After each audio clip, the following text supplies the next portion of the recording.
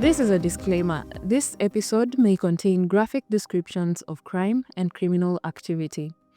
It may not be suitable for listeners under the age of 18 or for those who may find the descriptions disturbing. Listeners' discretion is advised.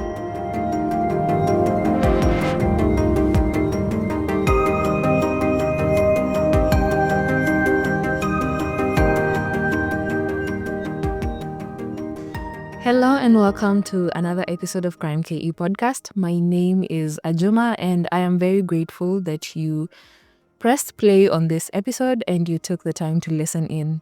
Now, in today's episode, we are talking about the famous murder of Sharon Otieno from 2018. This case was all over the news mainly because it involved the Migori governor at the time, Okoth Obado. And now, this is a very long story, and I'm trying not to break it into part 1 and 2, so let's just get into today's episode. Please stick around until the end of this episode to find out how you can support this podcast.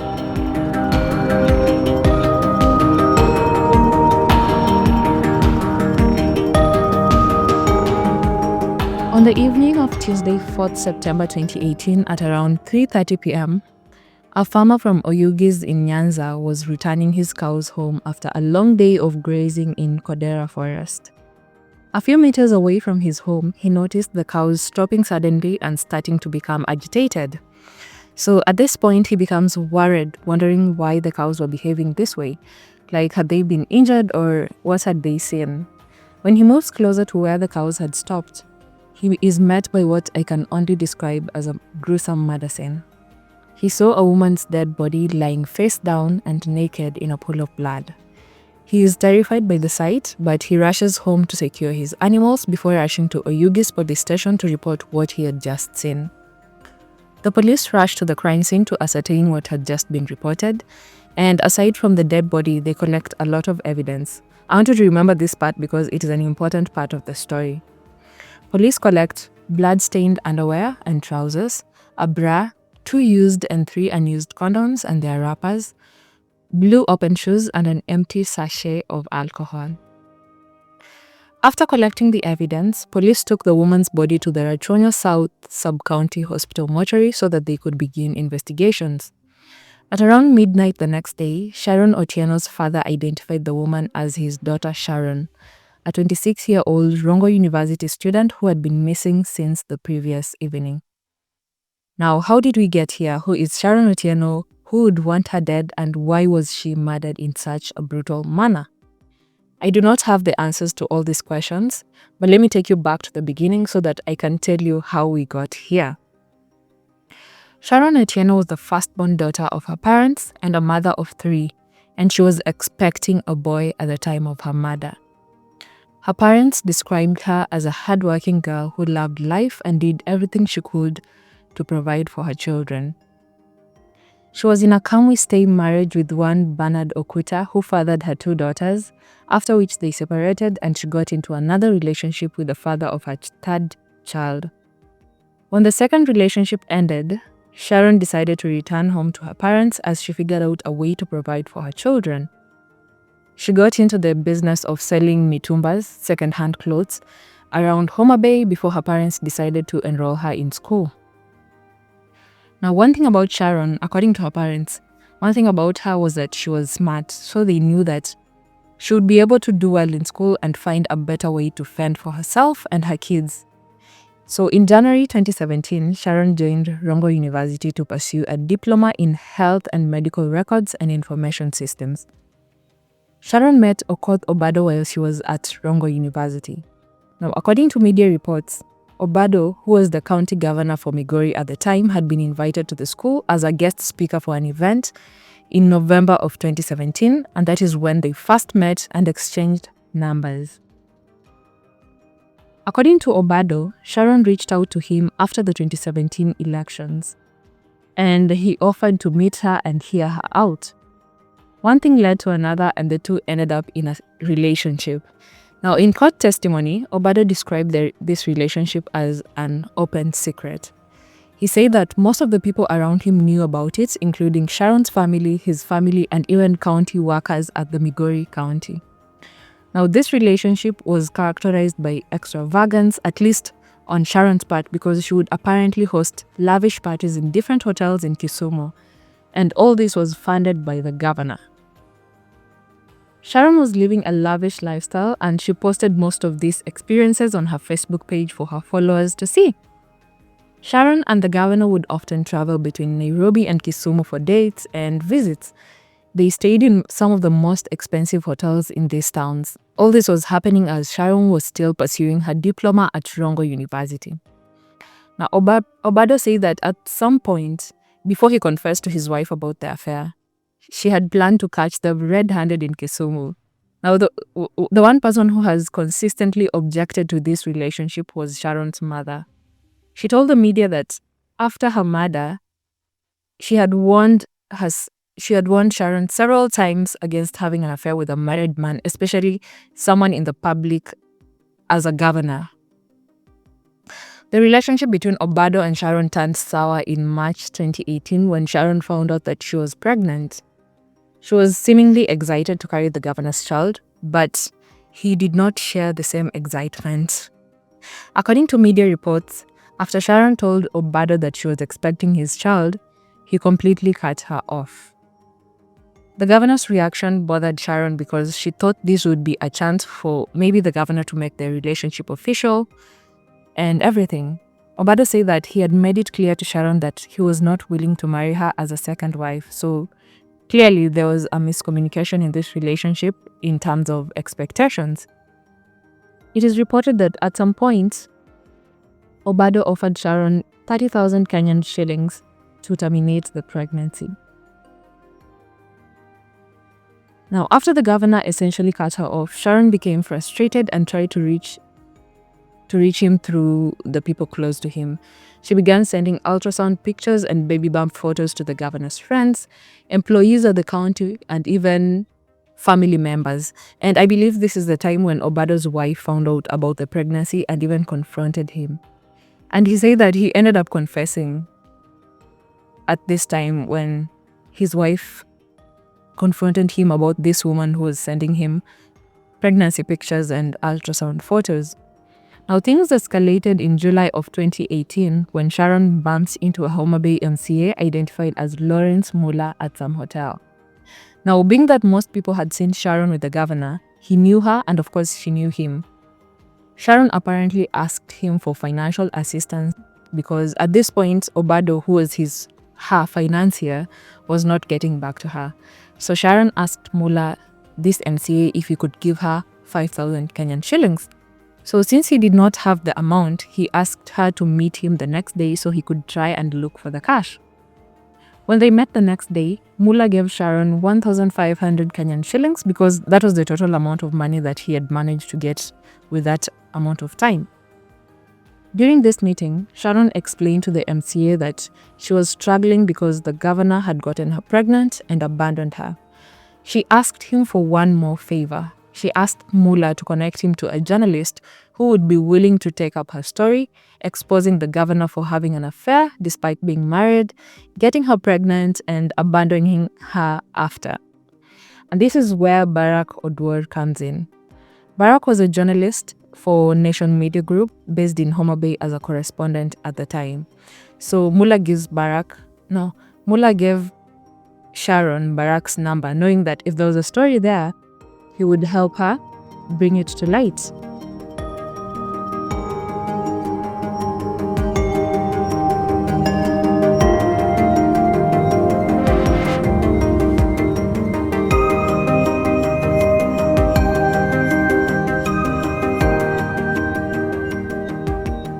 Sharon actually reached out to Barack after the meeting, and she shared her story, and she requested to meet him in person. Barack was intrigued, and any journalist would be, because if this was true, this would be a big and very important story, so he agreed to meet Sharon. Now, according to Barack, when they met, Sharon shared that he had a relationship with Obado, and she made it clear that she had reached out to him so that she could expose him for abandoning her with the pregnancy. Here is an audio clip of Barack explaining what happened during the meeting with Sharon. She played for me a recording. The recording was between the governor and her. They were speaking in vernacular. The governor was pleading with her to do an abortion. And she was hesitant. The governor was telling her, no, if you want to be a good girl, you should just do what I've told you. I'm going to give you money to ensure that you have done abortion. You know, I'm a big person. I cannot endure such kind of shame. Barak said that at some point he was skeptical about Sharon's story because she told him that the last time she had received money from the governor was 3 weeks before the meeting, and he had sent her 100,000 Kenyan shillings. But Sharon said that the 100K was too little compared to what she would get when they were in a relationship. During the meeting, Obado called Barak and he basically told him that he was aware he was with Sharon, and he also requested to meet him at his home so that he could, I guess, give his side. So Barak went to the governor's home in Rapogi, and Mula, the MCA, accompanied him. Barak and Mula tried to encourage the governor to solve the issue with Sharon before it got to the public. But Barak also made it clear that he intended to move forward with the story. The governor told Barak that Sharon was trying to blackmail him, and for that reason, he would try and sort out the issue through his personal assistant, a man named Michael Oyamo. So this was the beginning of Sharon's demands. At first, she requested that the governor build her a 35 million shillings house in Westlands, Nairobi. Obado declined. So she said that she would settle for a 25 million shillings house in Nairobi if it came with a good car and 5 million shillings for her upkeep. Again, Obado declined. Then she said that the governor should buy her a plot of land in Homa Bay, and the governor refused. Obado said that what he wanted to do was buy her a cheaper plot of land in Homa Bay and build her a 3-bedroom house. This would cost him around 4 million Kenyan shillings, which is lower compared to the 35 million that she was asking for. So he sent Mula to ask Sharon if she was willing to work with that, and she agreed on the condition that the house should be fully furnished. Now, apart from that, Sharon also started asking for 280,000 Kenyan shillings to facilitate her maternal clinic visits, because she would always fly from Kisumu to Nairobi for her clinics at the Nairobi hospital. Although he was hesitant at first, Obado agreed to send Sharon the money. He would give the money to his PA, Oyamo, who would deliver the money to Sharon with the supervision of Mula, the MCA. Now, this MCA had been paid by Obado to become his mediator in this whole situation. I know it is complicated, I know, but that was the arrangement. The arrangement was that Sharon would deal with Obado's PA, but the MCA would be present at all the meetings where the money was involved. Now, just days after Sharon first received the money from Obado, her mother said that she told her that her life was in danger and she felt that she was not safe in Kenya. She said that she was receiving messages from several people basically coercing her to abort the pregnancy. So what she did is that she traveled to Tanzania, stayed there for a week with her phone totally off, and she came back after a week. Now, of course, her parents were worried about her, but there is very little that they could actually do. On the Monday of September 3rd, 2018, Sharon received a call from Oyamo, and they agreed to meet at around 6 p.m. at a place called Rodi Kopan. They were to meet so that Oyamo could give her money from the governor. Now, for her safety, considering she had already said that her life was in danger, Sharon's mother advised her not to go to the meeting alone. Sharon decided to call Barak and asked him to accompany her to the meeting. Now, Barak agreed, but he said that since it was late, Oyamo should instead meet them at Grasha Hotel, which is in Rongo town. So Sharon relayed the information to Oyamo and the meeting was set. Well, although Oyamo seemed hesitant to meet with Barak, he agreed to it. Sharon and Barak arrived at Grasha Hotel at around 6:20 p.m. That is late. They waited for more than an hour, and Oyamo came in at around 7:30 p.m. He didn't even sit down, he just paid for their drink and they left. Oyamo led them to a taxi parked outside the hotel and they all got in. I don't know where Oyamo told them they were going, but they got in and they left the hotel. Now, according to the taxi driver, a few meters away from the hotel, Oyamo instructed him to stop at a petrol station and he got out. Here is what happened next, according to Barack. We saw two men standing by the roadside. Si gari ka park sideways. Venye amefungua tu mlango hivi, mtu mmoja akaingia pali pake venye alikaa next to Sharon. Mtu mwingine akakuja akanishongeza forcefully hivi akafunga mlango, gari ikatoka few meters, ndio akasema they started with me eti funga simu yako. These guys had weapons. And the other guy who was sitting next to Sharon was asking her, how have you known this guy? And the co-driver was saying, you guys have ever wanted to see the governor? We are taking you to see him. You do not need to get worried. Those ones were the last conversations before I jumped out of the moving car. He says that two men got in and one sat next to him and the other one sat next to Sharon, sandwiching them at the back of the taxi. They were armed and they immediately started harassing them and telling them that since they wanted to see the governor, they would be taken to see him. Now, according to the taxi driver, the men ordered him to drive to Kisumu and told Barack to switch off his phone as they kept harassing him and Sharon in the back. When they got to a place called Nyangweso Trading Center, Barack was able to jump out of the moving taxi and run for his life. At this point, it was very dark in the night, so he just tried to find the nearest house that he could see and knock to ask for help. Barack said he had the taxi stop and they tried to run after him, but he was able to get away. Now, according to testimony from the owner of the house that Barack knocked on, he got to his place at around 8:30 p.m. He said that Barack was in shock, screaming and covered in blood on his hands and knees when he opened the door for him on that day. He testified that Barack told him that he had just escaped a kidnapping and they were kidnapped with a girl named Sharon after they went to meet Obado's assistant. He said that he immediately took Barack to the nearby Nyangweso police station to report the issue. The police took his statements and they started looking for Oyamo to question him about the kidnapping. Now, on the other side, when the kidnappers were not able to track down Barack, they just continued going with Sharon. According to the taxi driver's testimony, when they got to Kodera Forest in Rachonyo South, it was around 10 p.m. and the kidnappers told him to stop the car. They dragged Sharon out of the car into the forest and they told him to wait. He said that they came back around 20 minutes later without Sharon and they said that they had taken her home and they just told him to drive them to Migori. And this is where I'm having a hard time believing his story, because what do you mean these strangers came into your car, harassed your passengers, and one of them got a lucky escape? They continue harassing this woman that is left in the car. They take her into a forest and you're standing there for 20 minutes waiting for them. You don't try to call the police or even find any sort of help. Now listen, I'm not accusing him of anything. I don't even know what happened there. I was not there. But something is not connecting for me here. And to top it off, they come back without the woman they have been harassing. And you believe them that they took her home. Like home to the forest.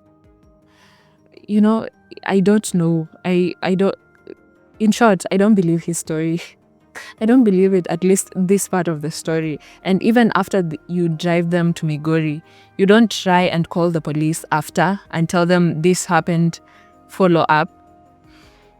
But yeah, that's just me, what I would have done if I was in that situation. But it's also hard to tell. You can never say. Now that was on Monday. Now on Tuesday, September 4th, Oyamo was arrested because he was suspected of being involved with Sharon and Barack's kidnapping.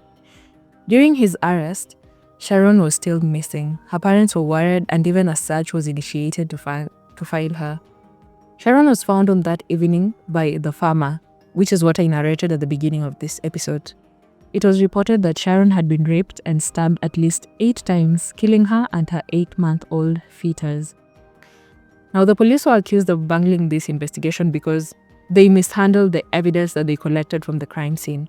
1, they did not lift the fingerprints from the items they collected, and 2, they stored the items in brown bags, which is not advised for the kind of evidence collected in this specific crime scene.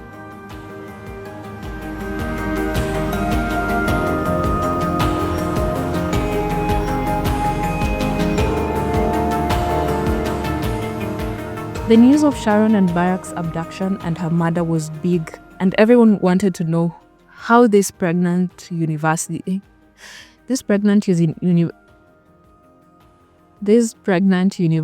student ended up murdered and dumped in a forest after being abducted with a journalist, and why.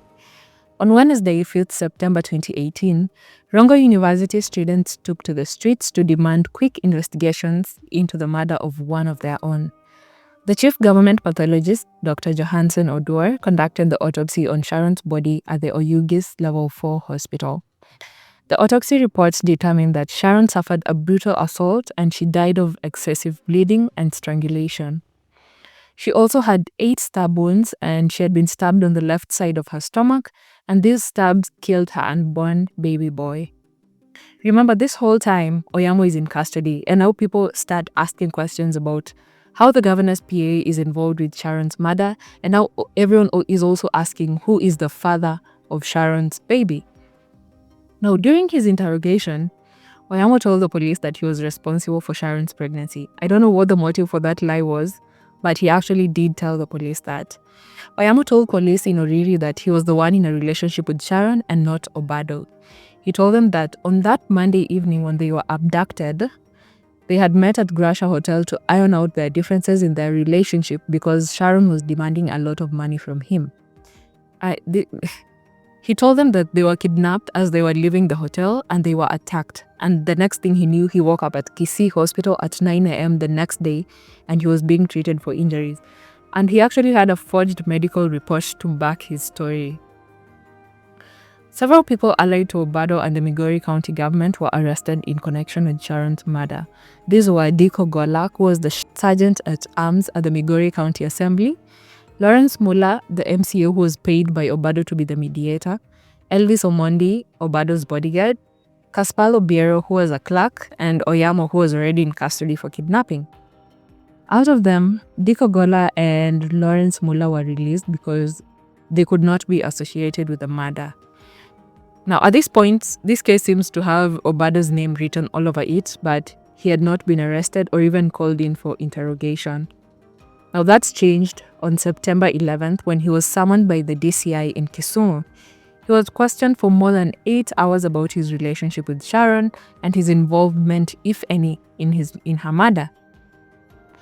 He accepted that he was involved in a romantic relationship with Sharon, but he denied any involvement in her kidnapping and murder.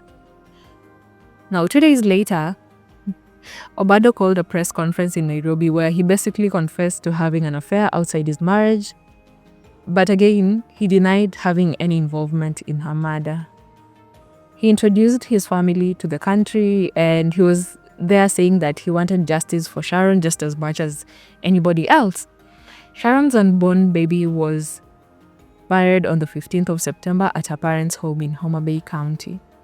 Sharon was laid to rest next to her son 4 days later on the 19th in a ceremony attended by family, friends, and even some politicians. Her funeral turned chaotic when students from Rongo University felt that the preaching was taking too long and they decided to carry the casket to the grave and just bury her themselves.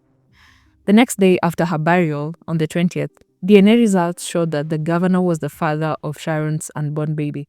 By the way, up until now, I still don't understand what Oyamo's thought process was when he told the police that the baby was his.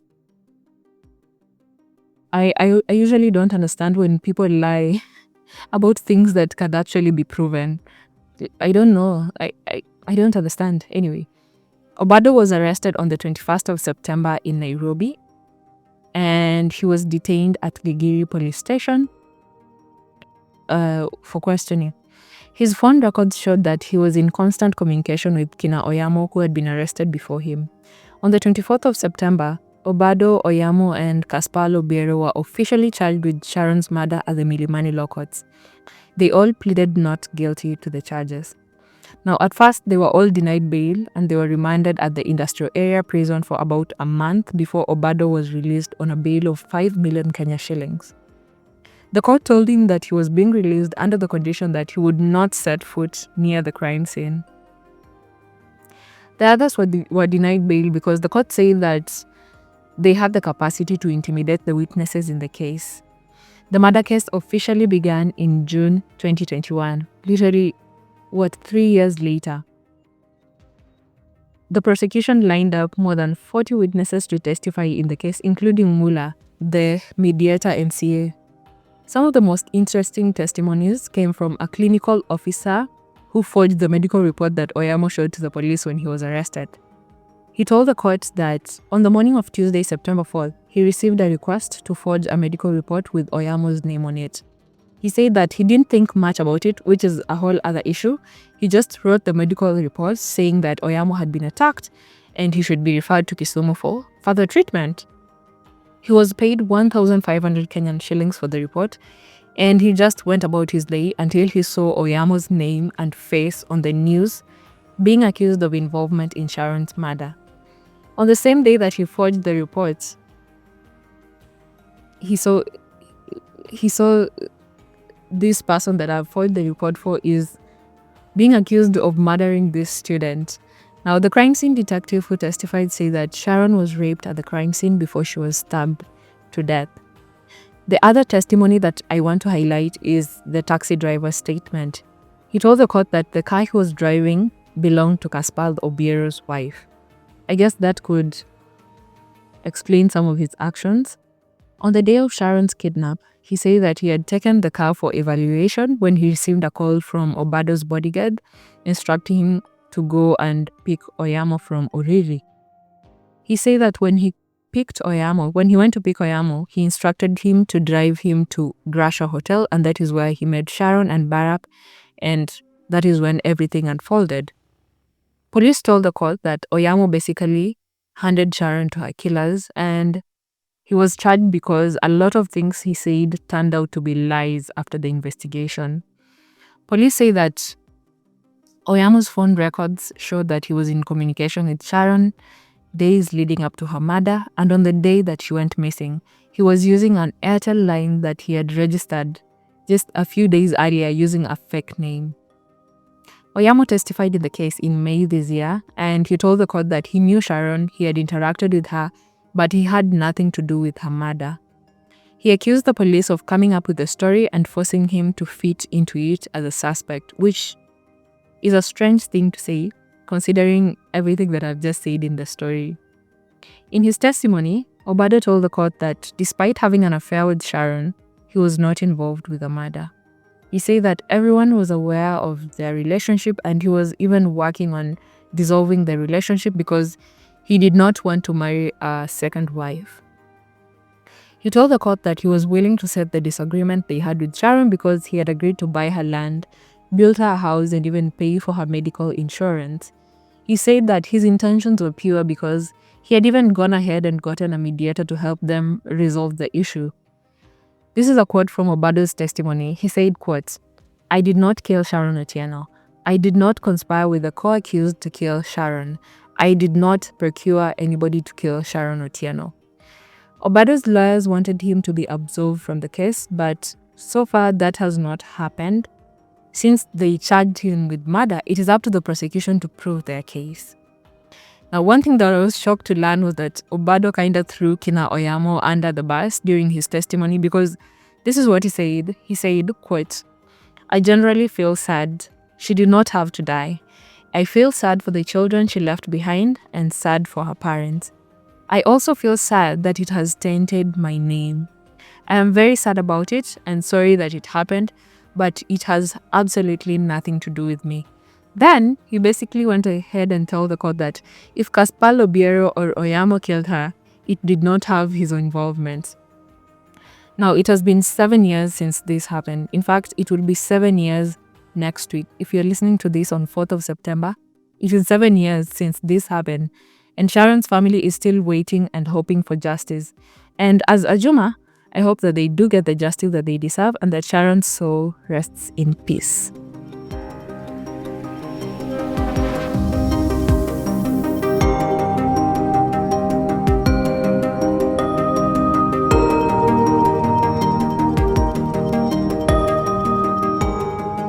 We have come to the end of this episode. That is all I have for you on the story of the brutal murder of Sharon Otieno.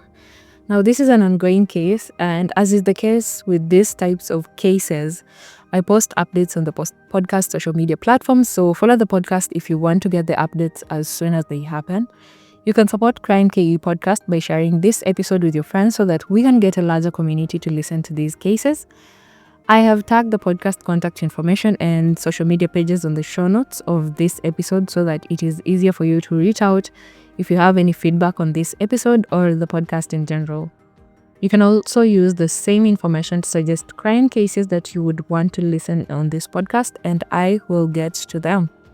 With all that said and done, do not forget to give the podcast a 5-star rating on Spotify and catch the next episode of Krime KE podcast on Thursday next week. But until then, stay safe and remember, it is crime with a K.